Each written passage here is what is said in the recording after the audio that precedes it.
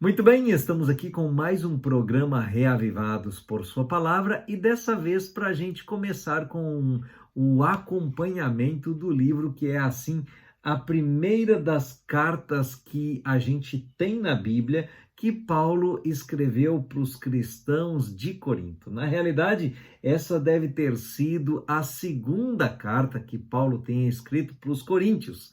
Mas a gente chama esse livro de Primeira aos Coríntios porque a outra carta que Paulo escreveu antes não foi colocada na Bíblia, portanto é desconhecida para nós cristãos.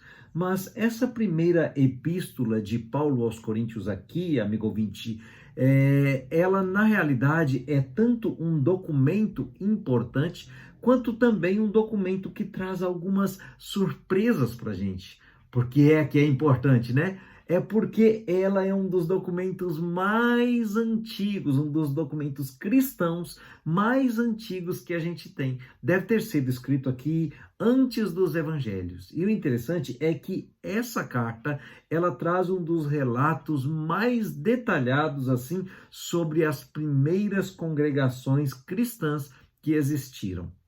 Quando você lê primeira aos Coríntios, dá para você perceber que aqui Paulo tenta preparar os primeiros discípulos cristãos para conseguirem viver o evangelho na cultura de Corinto, que era muito sofisticada, estabelecendo assim uma identidade própria como cristãos, apesar da pressão social.